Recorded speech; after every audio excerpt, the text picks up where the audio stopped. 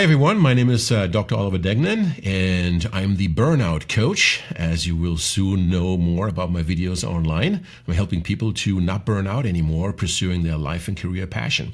With me today, we have Kyle Burger. Kyle, welcome. Thank you. Good to be here. Good, good. Good to have you. Good to have you. Yeah, it's almost the end of the year. It's amazing. What an amazing 2023 it has been. Now, quick, background. You and I actually met as instructors for and lecturers for the University of Wisconsin for the Executive MBA program here in Wisconsin.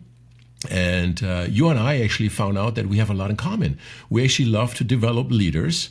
We love Yeah. to learn and learn. We're lifelong learners when it comes to leadership and business and what have you. And so I'm really excited. I'm thrilled to have you on this webcast today. And I think that your views on leadership development, and again, you are an executive coach. You develop leadership courses for mid-management, upper management, culture transformation, things like this. You kind of do it all out there, which is really amazing. And so when I heard you talking about leadership and your views on it, I thought to myself, oh my God, we got to make this available on the internet. We have to make sure that people hear what you have to say. And so, with that being said, let's get started. And I have a bunch of questions for you, which you and I drafted, and I'm really, really thankful for that. And let's get started about talking about what got you into, like, how did you develop a passion for leadership development? What got you into this? Well, first of all, thank you, Oliver. It's great to be with you, and I'm really looking forward to having a great discussion. So that first question you just asked me about, how did I get into it? Early on in my career, I recognized I had a passion for helping other people succeed. And so I didn't quite know what to do about that, but you sort of recognize at some point in your career, what gives me energy? What takes away energy? Well, helping other people succeed gave me energy. And I was able to follow up on that. I got certified as a coach and trainer. And then I started to move up in my corporate career. And I started to see leadership, and it started to become more of a focus for me. I started to see examples of what good leadership looks like and the impact that can have. And then I also saw the other side of the equation. And I had a moment where I said to myself, I want to do this leadership thing. I want to learn how to become an effective leader. And I started down that journey. And really it started with, as you know, Oliver, it starts with yourself. So you got to gather information on yourself. I signed up for courses, I read books, I took assessments, just learning what is it that I bring to the table as a leader, and what are my strengths and weaknesses, and how do I want to grow in that space.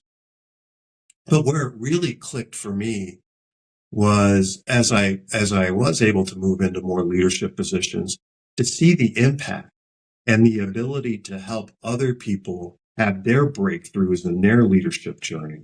And that's where it really becomes fun, right? That's where the passion comes from. And then I've been able to translate that into my business with my coaching and training, and you see the impact it can have, and you see other people making positive steps along their journey. And I have a lot of fun with it. And you mentioned you have a passion for helping others. You know, it's how did you though develop that? How did you gradually transition into that? I mean, did you get feedback from others that you were coaching, and then they kind of told you, it's like, wow, you really had an impact on my life, and that felt good about it?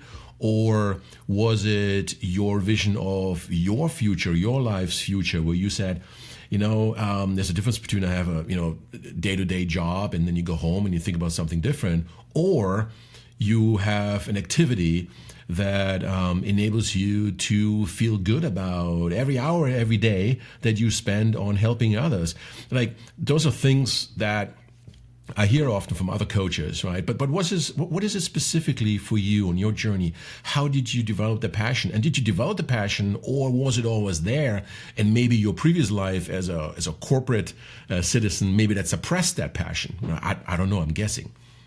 Yeah, it was a fundamental part of me, this helping other people succeed and feeding off of that and getting energy from that.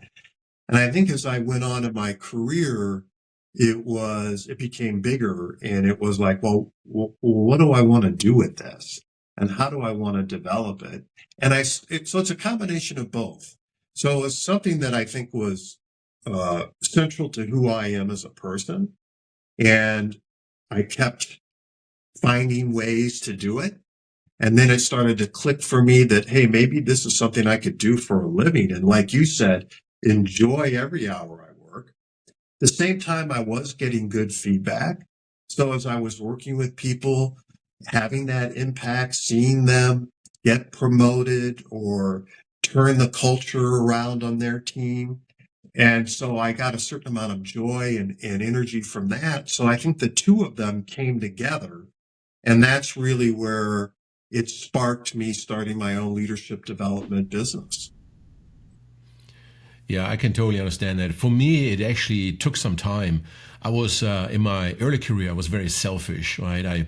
I kind of climbed the corporate ladder. I was chasing bigger titles, more money, and what have you, more responsibility, and I was totally into that. And oftentimes, as a young corporate citizen, 10, 15 years ago, even longer than that, I almost feel like I was a little bit ruthless to people. I was like, just whatever, just I had very little, very low levels of emotional intelligence, so to speak. Right? It actually took some time Yeah. for me to develop that, Yeah. and I kind of ruled over a lot of things and what have you. But once in a while, throughout my career, I started taking on a protege, somebody that I just for Yeah. whatever and I started mentoring. It could have been a younger developer or an architect or somebody that just had an extra passion or shared my passion for technology, and I started investing my time, my own time, a little bit more into that person, and then. Over time, I got feedback, and sometimes the feedback I didn't get right away. So it wasn't often rewarding right there and then. Sometimes, like I remember one instance where a friend of mine called me, years later, maybe 2 or 3 years later, and says, "Oliver, just want to let you know that all that free advice and you have been dishing out and the time you've been taking with me, it really helped me to become a CTO now, and I just want to say thank you." And I said, out of the blue, right? I was like, "Oh my God, this is amazing! This feels great." And so this happened to me a few times over the years, and then I wanted to have more of that, right? Now, obviously, at some point my coach told me that, "Oliver, you're coaching a lot of people. Have you ever thought about charging for that?" And I said, "It never occurred to me." And so, like for me years ago, this like being an executive coach or a technology leadership coach, so to speak, right? It for me personally, it never occurred that this could be my profession one day. It Mhm. was more like a hobby, and a hobby, it started feeling good, and it didn't feel like work, and I started doing more and more of that. And I just had to learn, at some point, I had to learn to charge for my time for that and to actually turn it into my full time job. And I think you had to go through something very similar also, right? Yeah, it's interesting because I had my corporate career as well, and certainly I moved up the ranks and fought those corporate battles, so to speak, and rolled up my sleeves and made that progress. But I came to like a bit of a fork in the road, and I said, with the with what's left of my career, and I've got a lot of years left, what is it that I really want to be doing? And because that's what I should be putting my time into. And so I sort of had that point where things came together for me. I was, I had sort of made the progress of the corporate career, very similar to what you said. You see, somewhat selfish, sort of having to, navigate all those minefields, so to speak, and it can be very stressful.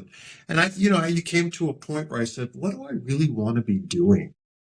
Because if I don't take this opportunity to go and do that now, then when am I going to do it? And leadership development and coaching, training, consulting, that was what I really wanted to do. So I took the leap of faith and I did it. Same here. It's, there's so many people that spend, 10, 20 years in the corporate world, and then they find themselves a little bit empty at some point, right? And they Yeah. really question, uh, why have they done it in the first place? And usually the answer is always similar to what you and I just talked about. Well, we were driven by passion for a certain skill most often, right? And or a paycheck or a Or career, sometimes, Oliver, you're very trajectory. comfortable. Sorry, I didn't mean, but you sometimes Yes, you're absolutely, not right? very comfortable. Absolutely, you become comfortable, maybe even complacent, right? But comfortable could also mean accomplished. You could still be, hey, I kind of achieved everything. I've been making good money for the past 10, 15 years, and retirement is all set, and now I just have a job that I'm good at, and I continue to do that. There's nothing wrong with that. But there are people like you and I that have a longing for something more personal, something more like in alignment with how we've been built, right? We've been put on this earth, so to speak, right? That's at least my viewpoint, to have a purpose, a specific purpose. And most people don't know their purpose. They really don't. And I spend a lot of time, when I coach somebody, to figuring out what is your purpose, what should you be doing next? And then most importantly, what should you have been doing all along, right? Which is a Yeah. completely different question. And not everybody knows that. And it's really hard sometimes to actually get to that because you have to do some soul searching and what have you and dive in really deep. But I think once you discover the purpose, and it sounds like for you, your purpose at some point, you realize that helping people to be a better version of themselves, right? And because of that, they have a bigger impact on the people that they're leading, that they're helping, and because of that, now there's this nice change that kind of goes throughout humanity, throughout the globe, and these kind of things. It's a very noble cause, right? And but it's one thing to say like I have a passion for that, versus actually living that passion, right? Really, really Right. important. And so glad you and I look at it the same way. So when when when somebody, like, how does somebody know that they need a coach, and what's some of the concerns that you see in corporate America today? Like when you talk to somebody and you start talking about your services, coaching and things like this, and you talk to some decision makers out there, what are some of the concerns and pushback that they have in terms of leadership development? Why are they hesitating to even engage with you? I mean, one might think that aside from the passion, all the experience and skills and knowledge that you bring to the table to help somebody, I mean, it's almost like, why wouldn't you do that, right? So why would somebody be hesitant? That's a great question. I would argue that they can't afford not to do it. And I think what I have found is more and more is being asked of leaders with less and less. Less people, less resources, less everything, right? And so a lot of times I'll encounter people that are feeling overwhelmed. They may feel stuck. And how do we get them to step out of the rat race? I heard this saying, with the rat race, you can win the rat race, but the problem is you're still a rat. And so how do we get you to step outside of the rat race and step back and look at the bigger picture, which is how do I leverage my leadership and how do I correctly apply leadership so that I am creating the right culture and getting the optimal performance from my team? And so, how do I do that? And I think that's where it really becomes almost a no brainer. You can't do it yourself. At some point, as a leader, you will butt up against that, and it will inhibit your growth and your progress in your career. So rather than I've got to figure it all out, I've got to have all the answers, I've got to have all the solutions, taking taking a step back, taking a broader look at it. How can I lead my team so that they can find the answers and they can execute and they can have ownership and initiative? And so that's really where, I look at it and I encounter A lot of times leaders that are just too in the weeds and they can't see the forest from the trees and they need help stepping back and looking at the bigger picture of how am I leading and how is that impacting my own performance and the performance of my team. You know, it's one thing to read about the necessity to delegate adequately, and it's another thing to actually be able to do it. And I found, and I was victim to that as well, right? And the moment you have a coach, though, somebody else that kind of, you know, I wouldn't say looks over your shoulder, so to speak, but is there with you, you know, and knows how to probe, you know, your actions and what you've done and what you've not done, and then work with you to start getting better and delegating. That's a completely different ball game, and the outcome of that is profoundly different in a positive way than not having somebody there. It's like a, you know, soccer coach or a basketball coach, right? If the teams play without a coach, what do you think's going to happen? Who's going to win? You can't predict anything anymore. It's like nobody delegates. Nobody gives up the ball anymore. They don't play nice. You know, the strongest one wins all the time, and everybody else just kind of standing by the sidelines and doing nothing, right? But when you have a coach, you can now discuss the play. You can discuss strategies of the play. You can start having conversations about what's in front of you, what's behind you, things like this, and how to navigate your career or your game plan, right, so to speak. And when it comes to delegating, you know, and one example you gave, most people are actually horrible in delegating. They don't delegate, right? And then they burn out as a result of that. Sooner or That's later, right. burn out because there's too much burden on them, and they get not enough positive feedback from the organization anymore, and what have you. And I don't want to get too much into burnout, but it's you know, one of those things that when you have a coach, an actual life coach, I'm not talking about any future artificial intelligence coach or, you know, books you write out there, you know, that you can buy, Good to Great, and all sorts of things. These are great books. But they're not with you. The books are not there when the game unfolds, right? The books are at home. They're somewhere else, and they don't talk back to you, right? And books don't take additional data from you and process the data and give you another course direction that you need, right? This is where a coach comes in, right? The coach read all the books. So you don't have to necessarily, right? I mean, a good coach always recommends a few books to you here and there, which is great, right? But a book necessarily does not help you to formulate a game plan or navigate your play.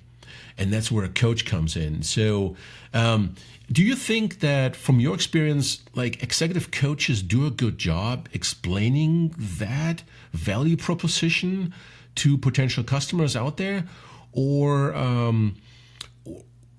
what other methods have you used that potentially, help somebody else to understand that actually having an executive coach right now at this juncture of your game plan, of your game, is really, really critical in order to win? Yeah. So two points to that. First of all, just to build off on the point you just made, the coaching allows us to personalize. So you're right. You read all these books, you look at all this information, but what does it mean to you? And what does it mean to how you're functioning as a leader in your career and your team? And that's where we really make the difference.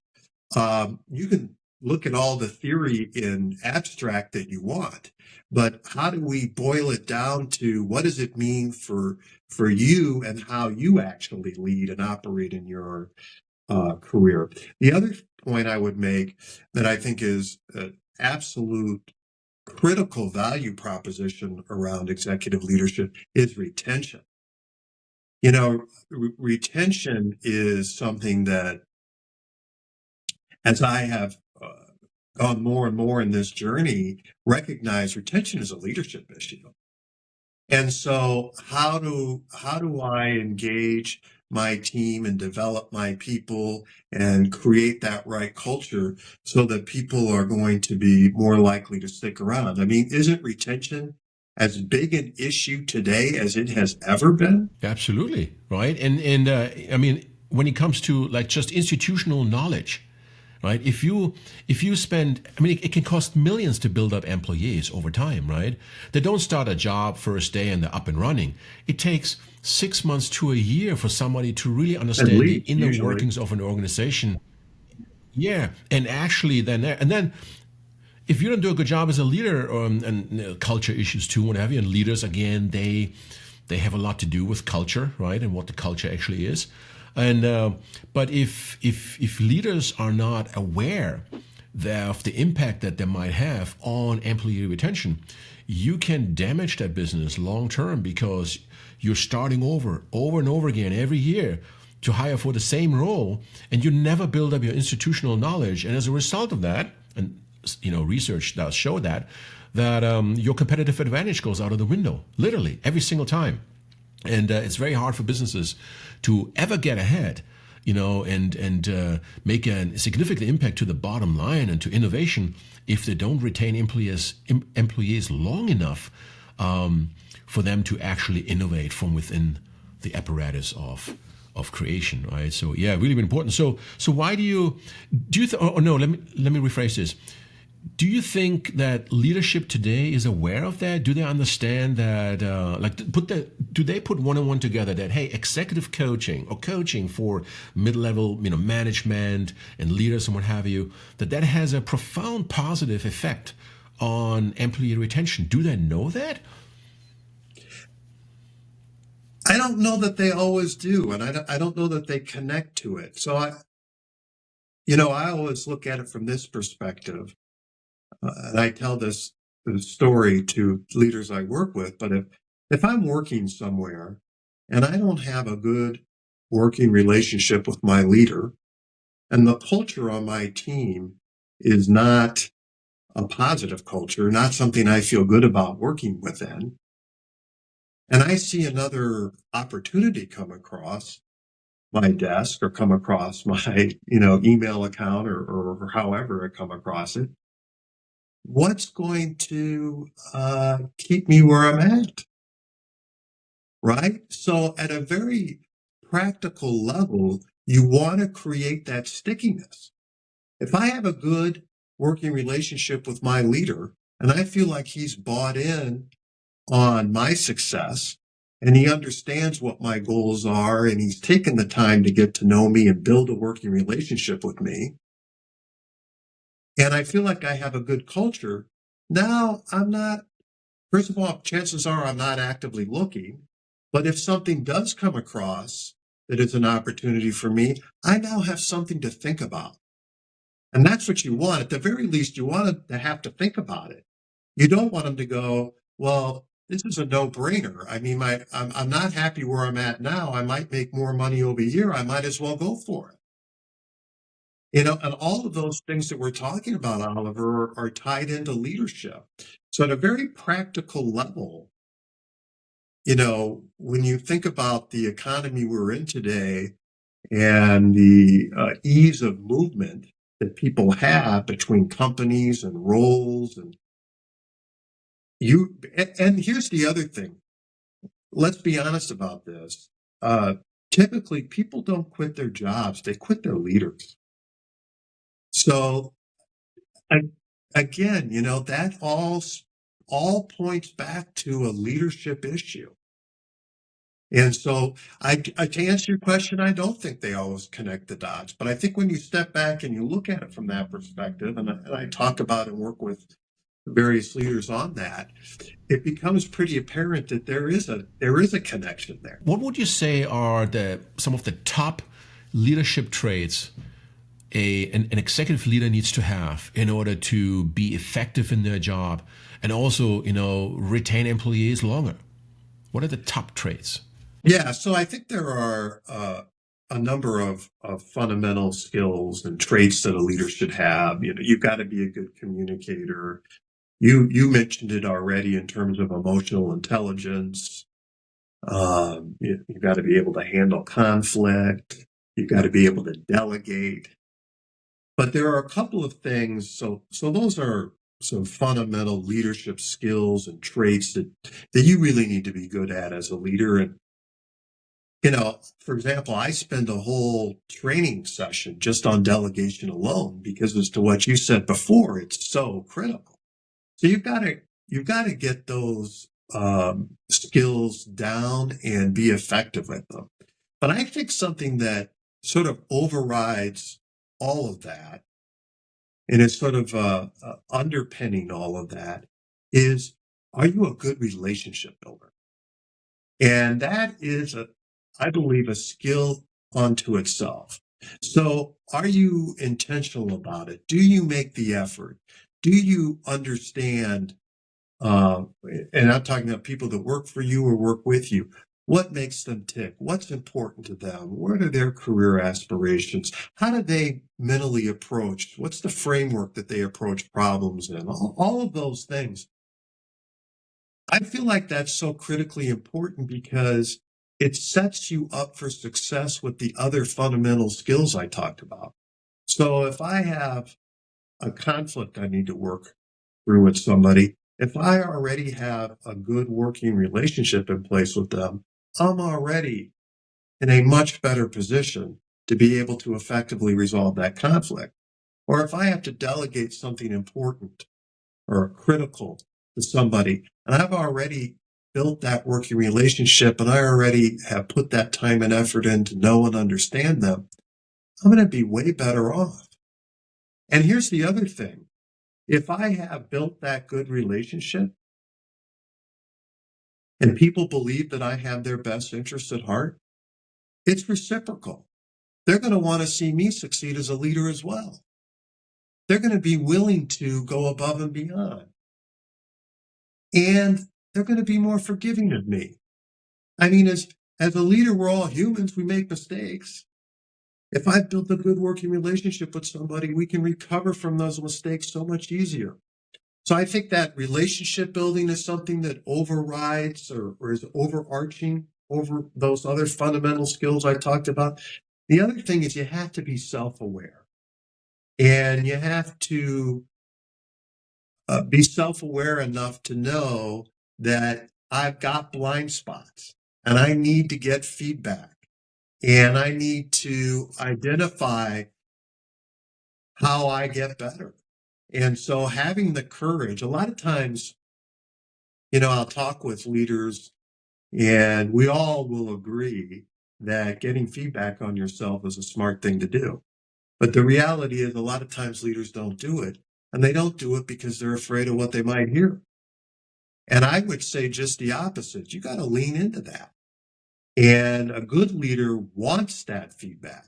They want to know and find out what their blind spots are. They want to know and find out how they can better communicate or better lead a project or whatever the specific thing is. And they're actively seeking out that feedback. Yeah. And nobody really does this intuitively, right? It's really something you have to be taught. You have to be coached on to doing because it is such a, I would almost say, unnatural habit, right? Because when we get negative feedback and we're not trained on receiving feedback and processing it, what do we do? What do kids do? They immediately argue or what have you. They put a wall up and Exactly. says, you can't hurt me, right? Right? And so receiving feedback effectively, it's actually very unnatural.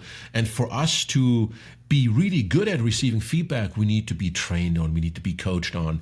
And we also need to, I think, recognize opportunities and learn to recognize the opportunities when we are given feedback. Very critical too, right?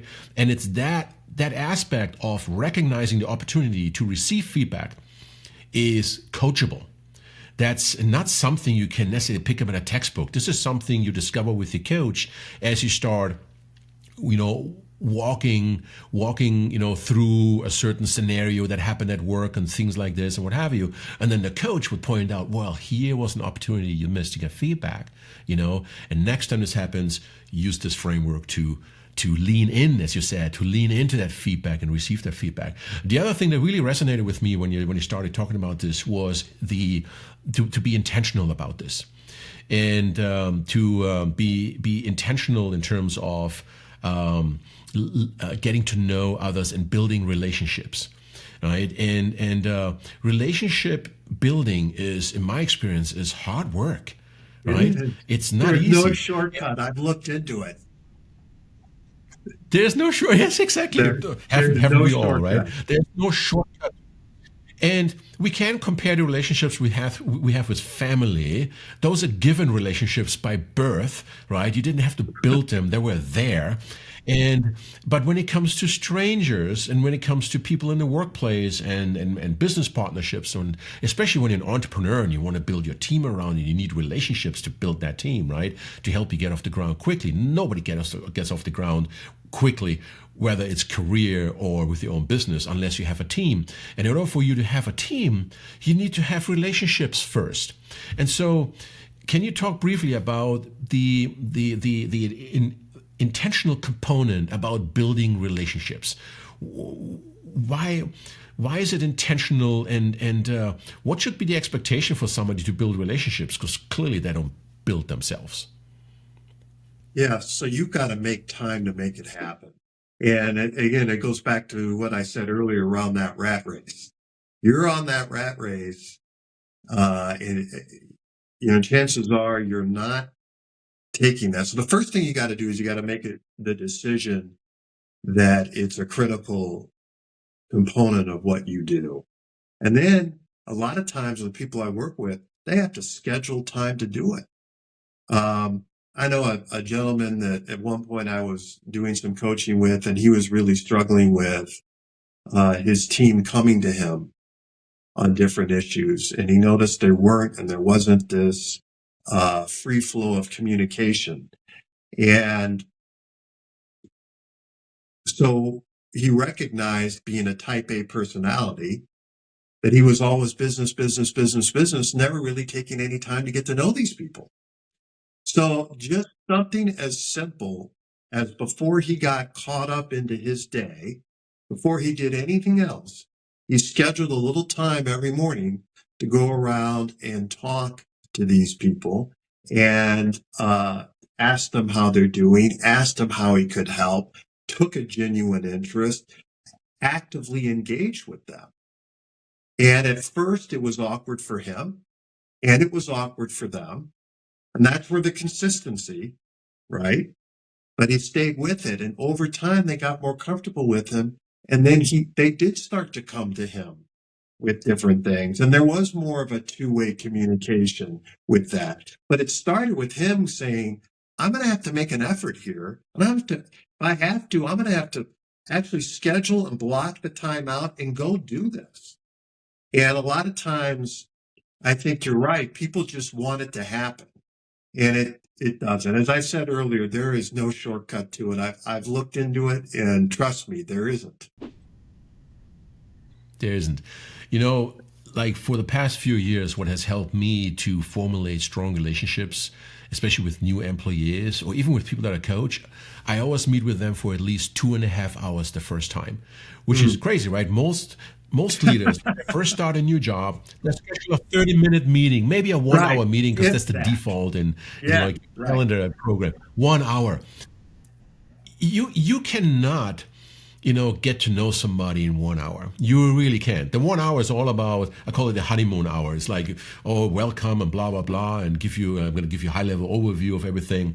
But there's not enough time to actually tell me more about your family, what are your kids' interests, what do you do for hobbies, and things like that, and also share with the other person, what are your hobbies? What makes you tick? What is your passion? Why did you even sign up for this job as a leader? Why right now? Things like this. So I found that 2.5 hours, I call it a kickoff session, 2.5 hours is really essential to do this. This was the commitment that I made many years ago to meet with new people, 2.5 hours, right? And that has helped me to get past the hello, welcome to the company, and more like into what do you do for fun and these kind of things, right? And that's one of the intentions that I set to start making it safe for others to also formulate a relationship with me, which is also very important, right? Oftentimes we do think that the more people I meet and the more often I say hi to somebody else, that is relationship building. That is a component of relationship building, but it also needs to go the other way. Else it's not a relationship. A relationship needs to go both ways, right? Not just an address book where you get to know people, you put their information in your address book and this is it. You also want to be in their address book. And in order for you to make it in their address book, they need to get to know you also, right? But oftentimes, as you said, building relationships is hard. A lot of people don't do it. And so the best we can do is to get started with it and then making it safe for them to reconnect with us. So what I started offering to my, especially my direct team, very, very important, and peers, right, is, hey, please feel free to connect with me. Again, I love to learn more about your hobbies and things like this. And I'm actually very interested in it too, and these kind of things. Building that relationship out is critical. And, just to kind of add to that, a big component that I've found over the years of relationship is remembering how we interacted with each other during that relationship building exercise. And every project that we're on in the organization, every customer interaction, every problem that we're trying to solve, that is actively building a relationship with the people that we're working with. And it's so critical, and it goes back to the servant leadership kind of principles. It's so critical to delegate, not micromanage, but also reward and things like this throughout the interaction with others, which is relationship building. It is hardening that relationship, right? Manifesting it for long-term memory. Because what we don't remember down the road when people move on from the jobs, right? They don't remember the projects we worked on. But what everybody remembers is, what was my interaction with Oliver? How did Kyle respond when I was in trouble, or whatever it is, right? They remember how we interacted with them. It is actually that component that we call, there's a relationship there, something that we can lean back on in the future. And it has happened to me a few times already where somebody called me up out of the blue and asked me for a reference, like a job reference, or asked me to help him in some other area or get him started with video recordings or whatever it is, or starting a business. And when my relationship was good, and I remember that person to be, good for me too, from a relationship point of view, right? Then yeah, absolutely, I help you, right? And we meet and we spend our time and we, try to solve a new problem together, right? Because we have done it before. We've developed that relationship. And that's the beautiful thing about a relationship, that interaction during relationship building, it is that memory of that interaction that actually persists long term. And that to me should be the goal for everyone else. So it's not really just, don't meet with everybody in your team, once a year and then check, I did that. That's not relationship building. Yeah. That's just doing the rounds, right? But actually build a relationship.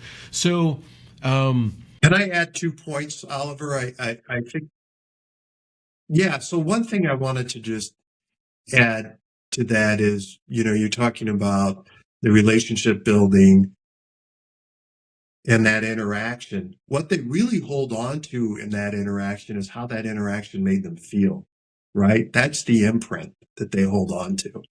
So I always ask leaders, how are people feeling when they walk away from their interactions with you? Because that's what they're going to hold on to. And the other point I wanted to make too, Oliver, is you talked about receiving feedback. Excellent point. I do a workshop on feedback, and receiving feedback as a leader is so important. I carve out time just to dig in on that, because how you receive feedback as a leader is going to set the tone for how your team communicates and provides feedback, because they're going to take their example from you. And if you're defensive and you respond in a way that shuts it down, you're doing a tremendous amount of damage to that relationship building. So I just wanted to reinforce that point around receiving feedback. It's so, and everybody tends to talk about giving feedback and all the different ways you got to do that, which is correct.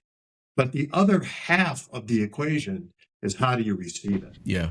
Never punish someone who gave you feedback or anyone else as a consequence of that feedback. And I've been following that rule for a long time. My coach told me that maybe 5 or 6 years ago. And He said that, Oliver, if somebody gives you feedback, the best you can do, be quiet, right? And say thank you. This was Yes. important for me to hear. I'm so glad you took the time to give me that feedback, and I will definitely think about it, noodle over it, things like this. And if it's okay with you, if I can come back maybe with any additional questions I might have, that would be great. But I really, really appreciate you for doing that. And the worst thing you could do is to say, thanks for giving me the feedback. Well, that guy you just talked about, he's in trouble now, right? So now that person who gave you feedback about somebody else potentially, right, about a teammate, is never going to do that again because they're going to feel horrible for running somebody else potentially under the bus. Or somebody gives you feedback and you say something like, well, why did you do that then? Why did you do that? You could have done this, and you try to immediately problem solve. And oftentimes it's a matter of style, and you try to enforce your style on that conversation, on that individual, and before you know it, you're not going to get another feedback, right? And that's not good. So when it comes to feedback, be like SpongeBob, just take it all in, and say thank you, and but really truly think about it. And if there's any additional questions, come back to that person, because that also shows sincerity around, that you really, really thought about it. This was so important for you to hear, that you didn't just go in and out, as we say in Germany, right? In and out. It actually stuck with you, and you kind of thought about it. You gave it some serious thoughts, and that also builds the relationship again, right? Really, really important. I really appreciate this. So, can we talk briefly about culture of ownership? So, when we want to, as leaders, I think, instead of delegating these kind of things, we want to, enable the organization to do something great. But talk to me about culture of ownership. I mean, how do we even know there's a culture of ownership, and what does it even mean to have a culture of ownership? Yeah. So where that came from, Oliver, is I was spending a lot of time, as I talked about earlier, with leaders that are overwhelmed. They're stressed out. They're not seeing the path forward. And typically I was spending a lot of time working with them around the culture of their team and the fact that people were not taking ownership of the work and not showing initiative. And when we talk about setting the conditions for success, I believe having a team where people take ownership of work and show initiative is critical. I mean, if you want to get results, that's the sweet spot. And so I've been spending a lot of time working with leaders on that. And a couple of things sort of have come to the forefront in terms of how do you go about doing that? First of all, let's be honest about this, as we were with the relationship building, especially if your team is not operating where they're taking ownership and showing initiative right now. It's going to take time and effort to turn that around and to move that into the right direction. And so one of the things that is really critical is the self-restraint and self-discipline. And this is something that leaders can really struggle with, especially type A personality. I'm going to come in, I'm going to tell my team what the problem is, and I'm going to tell them the 5 things they need to do to fix it. And can you start to have that self-discipline, that self-restraint to hold back, even if you feel like you have all the answers, and to engage your team? Ask them what success looks like. Ask them, how are we going to get there? Allow them to build the action plan on how we're going to get there. So one of the things that when you're looking at creating a culture of ownership and initiative with your team is you have to have self-restraint and discipline and be willing and able to actually hold yourself back, even if you know the answer and you have the solution, and actually engage your team in asking them to come forward and do the thinking in terms of what is their solution, what does success look like to them, and allowing them to develop the action plan to get there. Now, I'm not saying that you're not involved. You're involved. You're providing feedback, but who's doing the thinking? Who's owning? And so I think that's where you got to have the discipline to restrain yourself and not jump in. Then you've got to be comfortable with silence. So when you ask the question, what does success look like with whatever the project or issue or thing that you're working through, you're not the next one to talk. And a lot of times leaders really struggle with that. They want to jump in. They can't. So you've got to be willing to engage the team, but be strategic about when you are coming forward with your thoughts and feedbacks. You're allowing them and giving them the space to come forward. The other thing you're going to have to do is you're going to have to be consistent, especially if your team's not used to you taking this approach with them. You may ask them, what does success look like? Or what is the action plan to get there? And they may sort of, give you a deer in headlights look. And that's where the rubber meets the road. Do you revert back and jump in and solve it and fix it and tell them what to do? Or do you give them time to go away, for example, and think through what the action plan is and then come back to you and you give them feedback on it? You're still involved, but it's more of a coach mindset. You're taking a coaching mindset here. You're helping them be successful with this. That's a different mindset than I'm going to tell you what to do and then lord over you to make sure you do it the way I think you ought to do it.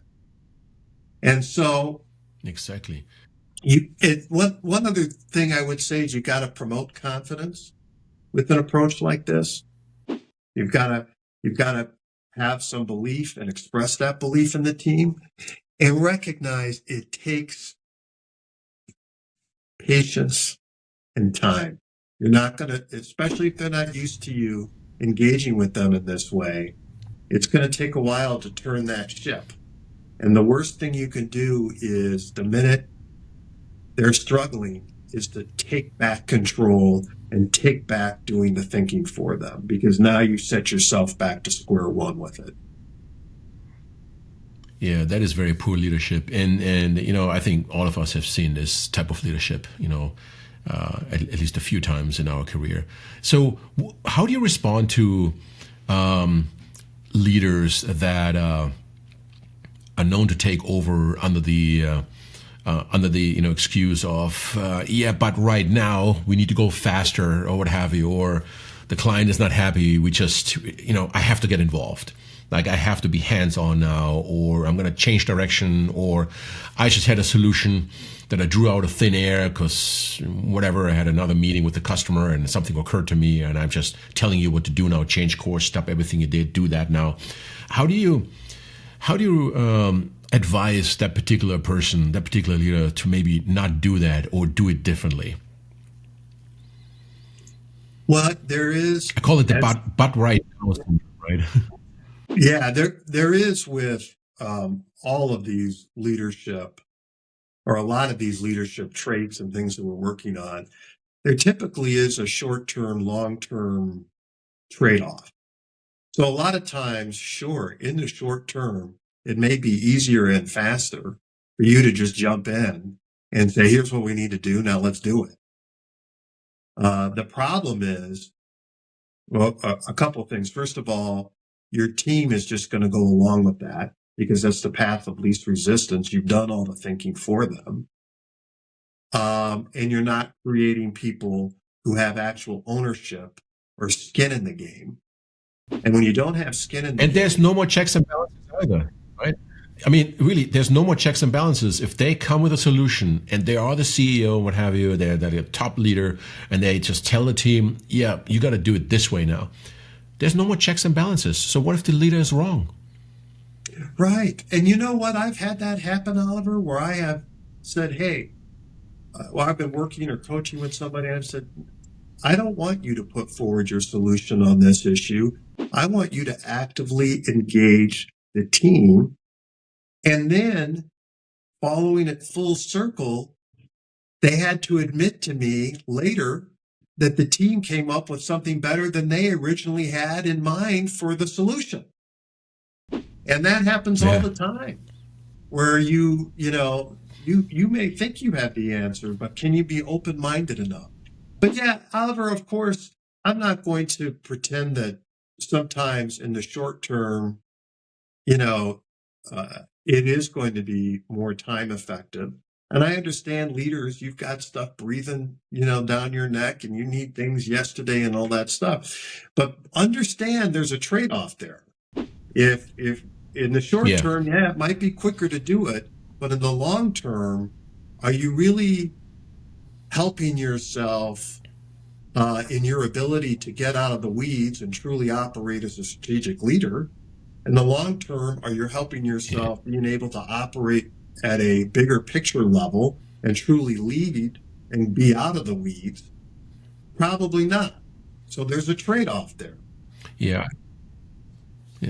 I think in my experience, once this firestorm starts, where an executive leader takes over, no longer builds ownership with the team, and doesn't really strike a balance anymore between enabling the team and having them ownership and so on, and just makes all of these decisions for the team, you're now in like firestorm hell, so to speak.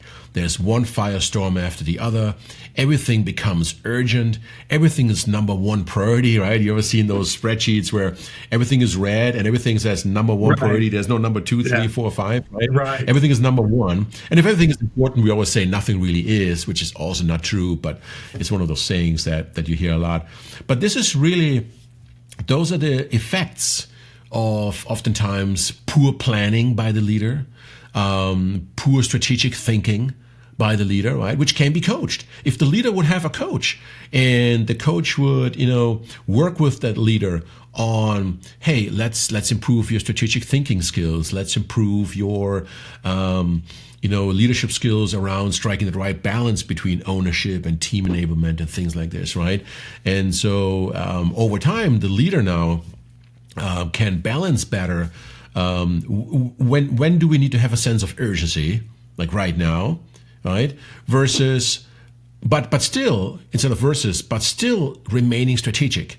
So the strategy is not being jeopardized, because what happens in my experience is when leaders take over and they say all stop and everything is important now, you're no longer on a strategic path. You're just kind of holding the system together. You're just kind of trying to get through every day.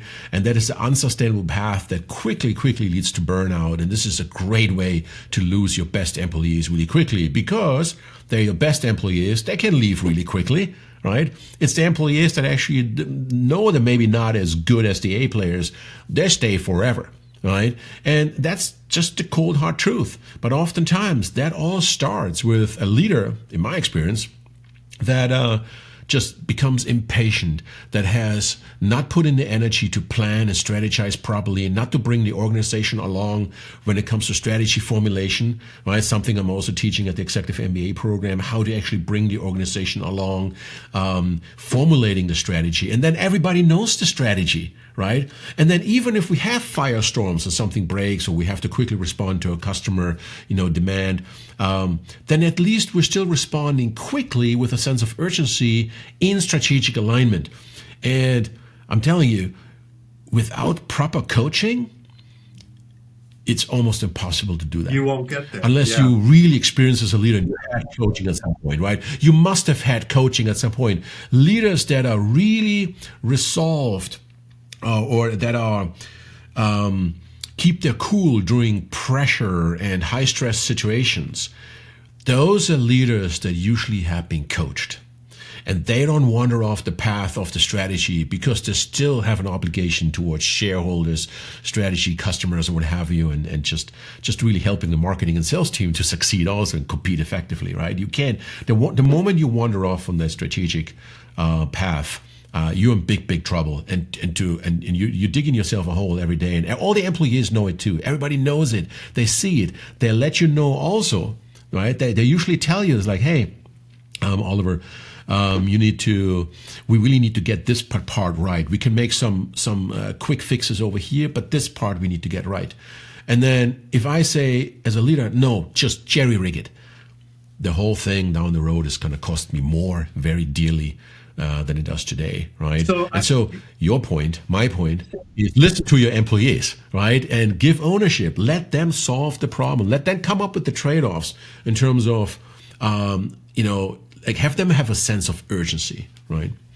Well, so often, Oliver, I work with leaders in my coaching and training where they say, I want to operate at a more strategic level.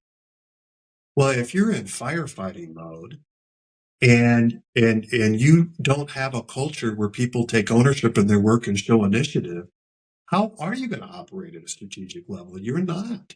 So you're going to have to do the work to build that culture. And it's the things I mentioned earlier, what you talked about.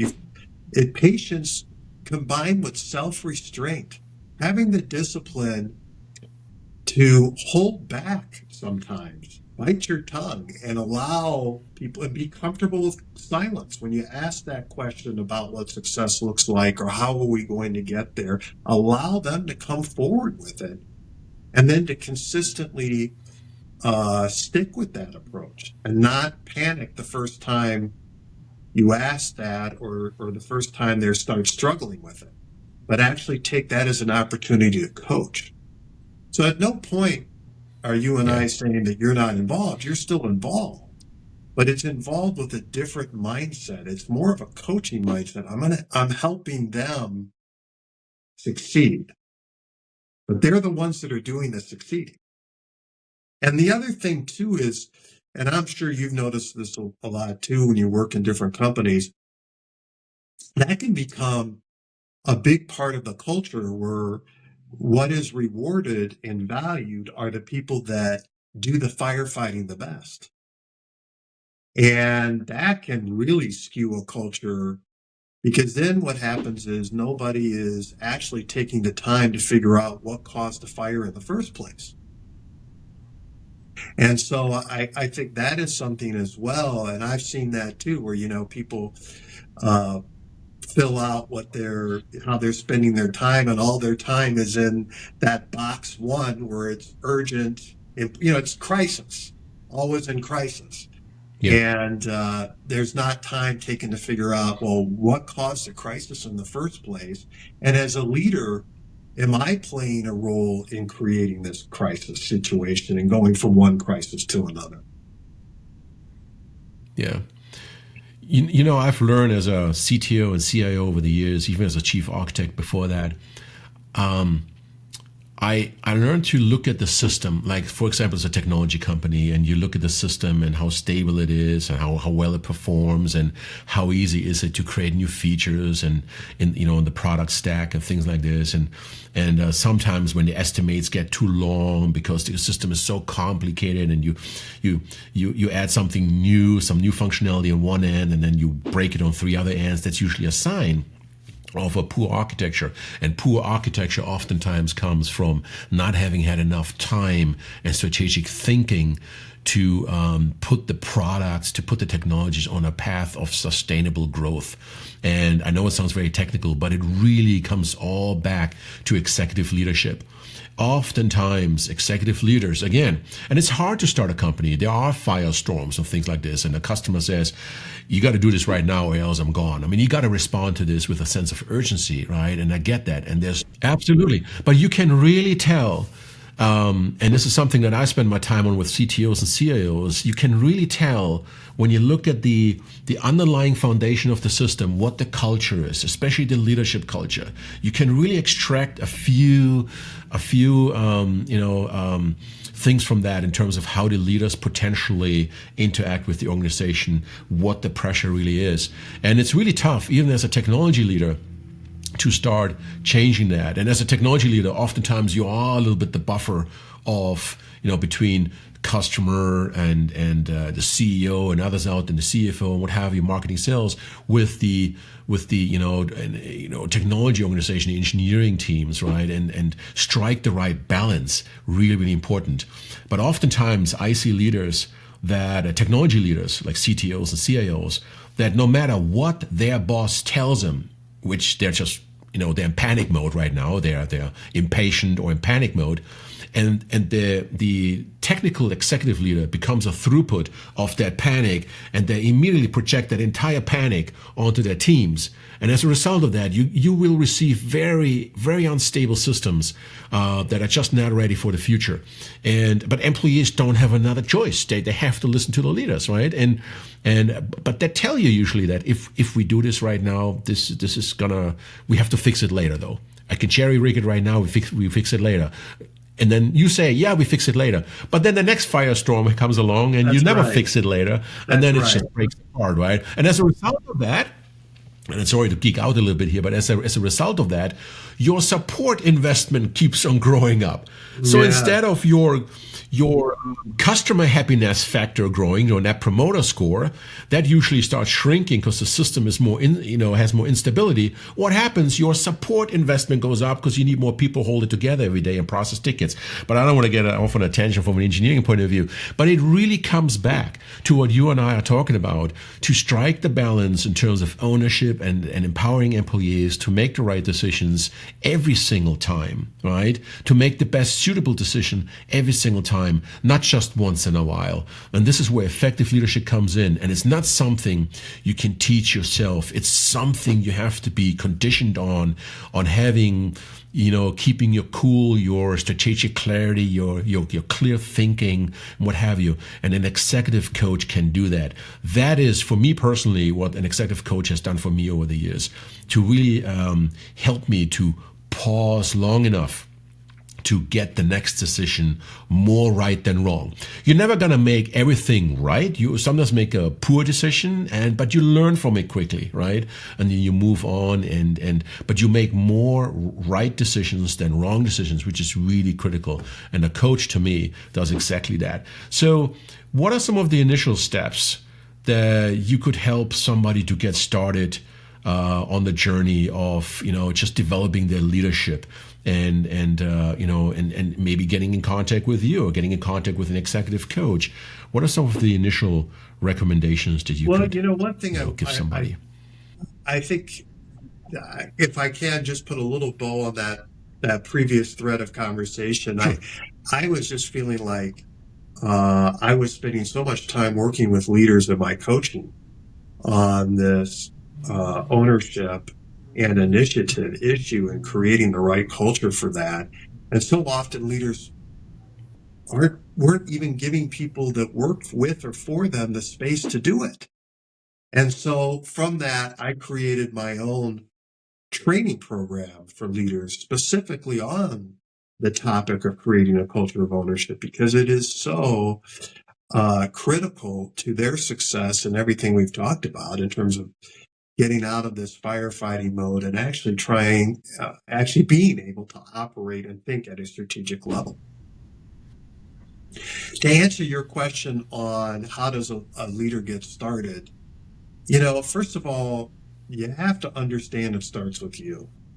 And so how do if you say, hey, I want to become a better leader, recognize you're going to be embarking on a journey that doesn't really have an arrival point necessarily, right?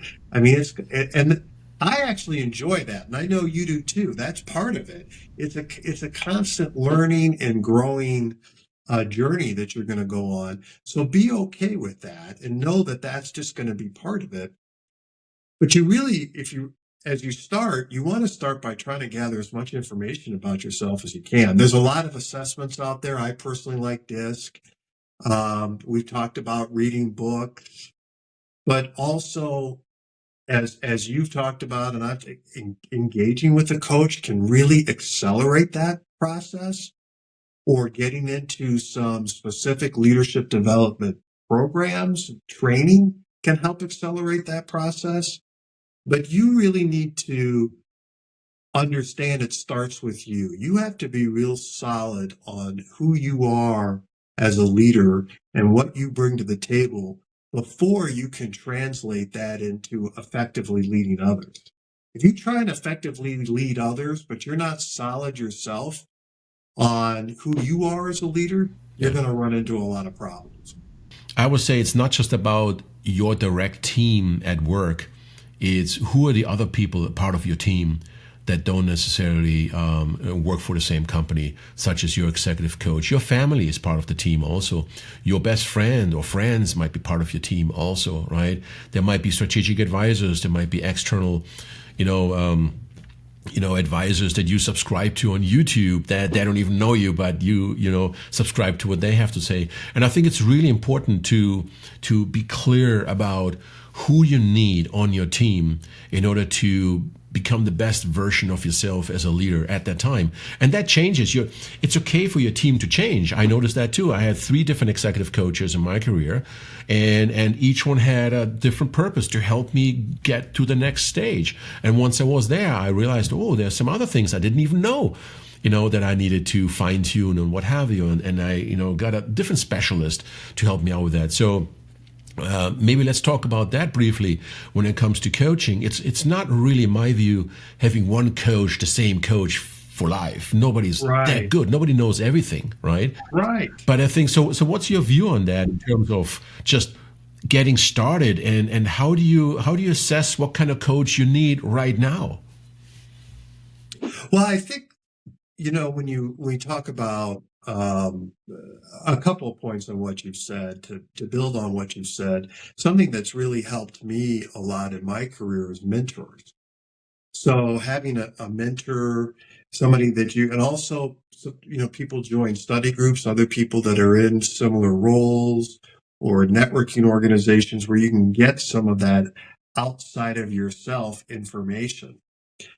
I think to help determine where you start as a leader or where you need help is really that assessment. So certainly there's a certain amount of honesty you have to have with yourself, but as human beings, we all have blind spots. So where can I get some objective information around what I need to do in terms of how do I develop and where am I strong and where might I be weak or needing some improvement. So I think that's where, as I talked about DISC, you probably have some assessments that you like or believe in. But having something, anytime you have the opportunity to get objective information about yourself, you want to take that opportunity. More information is better because then that allows you to calibrate where I need help, where I need to develop, where I need to build on my strengths. By the way, that's also a big important thing. How do I leverage my strengths to make sure I'm getting the most out of them? And then from there, I think you can, with some degree of accuracy, determine how you want to engage with a coach to shore up or work with certain areas of your. Yeah, there are different methods and frameworks out there. You mentioned DISC and Strength Finder and just 360s and things like that. Right. And a big portion of what has helped me over the years is not trying to send a message to people that I coach that, oh, you are weak in these areas, let's develop those. But I actually try to focus more on, let's make your strengths, That's right. better, more focused. And actually, because oftentimes I find that people are too broad. They're putting themselves too broad, so they're not really experts in anything. And I kind of bring it down and says, forget about these kind of things. Those are things you hire for, right? There's some things on the left, on the right side, on the outskirts of your skills spectrum. don't even focus on that anymore. Don't further develop those, but know how to hire for that, right? And focus on where's your niche as a leader. Where can you really succeed? For me, it was product innovation, in particular, software as a service, SaaS product innovation, and then in particular in healthcare. That was my niche. So it was like SaaS software and healthcare. That was my niche. But there were many other things around software and product innovation, product engineering. I completely relied on the other experts that were also the experts in those particular fields, and that to me is one of those strongholds as a well-rounded leader, to understand that there's not enough time in the universe to develop strengths and to become an expert in everything, right? And from my point of view, it's impossible. And I think a lot of people that try to be everything at any given time, they never succeed in anything wildly, as a result of that, because they're just spreading themselves too thin. And like the perpetual life student, so to speak, right? I'm very curious. You are very curious, and curiosity is one of those hallmarks of a good leader. Got to be curious, but not curious with the goal of becoming the expert in everything you're curious about. It's more about understanding where your God-given strengths are, so to speak. Do they align with your passion? Let's get, to the next level with that, right? Just like, basketball players. Yeah, I love the game. I'm good. I got to get better in, putting the ball in the net, and maybe I got to get better to do that more often, which is the next stage, and these kind of things, right? And so you kind of have different stages along your journey, but you don't become the expert in every position of the play, so to speak, right? Really, really important. And this is why in football and soccer and whatever, we have different specialties, and experts in different positions. I always love a sports analogy when you can work one in. That's great. But the thing, Oliver, too, is you have to know what your weaknesses are and learn what your blind spots are. You're right, not because you want to solve them or fix them. That's sort of fool's gold, really. You want to be able to manage them so they don't get in the way. And like you said, hire for them or offset them. But where you really get the biggest bang for your buck is with your strengths, and focusing in very clearly on what those strengths are and how to leverage and apply them. And that's what really good coaching will do for somebody. So if somebody wants to get in contact with you and kind of explore more, how to become the next version as an executive leader, how would somebody get in contact with you? Sure. So you have my business, my leadership development business, and it's KB Breakthrough, all one word, KB space Breakthrough Consulting. And so that is a website for my business where I do the leadership development, consulting, training, coaching. Also, people can connect with me on LinkedIn. Kyle Burger, Buerger. You can go on to LinkedIn and connect with me there. And I'd be happy to help. I have some resources on my website that you might find interesting. I wrote an article on this whole empowering and creating that culture of ownership that really builds on a lot of what we've talked about in here. But I'm certainly happy to help. And as we've talked about, this is my passion. I really enjoy doing it, and I really appreciated this time to talk with you about it. Somebody else who I think is just as passionate about this as I am. This has been a very fruitful conversation. I've learned a lot from you, and I continue to learn a lot from you. And it's so refreshing to meet somebody else who has a passion to developing others to become the best version of themselves. Because if we do a good job doing that, we truly change the world one individual at a time, and especially leadership. The impact that leaders have on everybody in our society is so tremendous. And so I think an executive coach has so much opportunity to impact the world in a positive way, and you have been doing this for a long time, Kyle. I really appreciate you. Thanks again for the time and just the wisdom you have put into this webcast. And I'm hoping others share the webcast with everyone out there and take advantage of that. And I encourage you to visit Kyle's website, and I will put it in words again here also, so people can not misspell it and follow that. So I want to make sure they're going to find you. So again, Kyle, thank you so much, and I'm looking forward to our next webcast. Thank you, Oliver.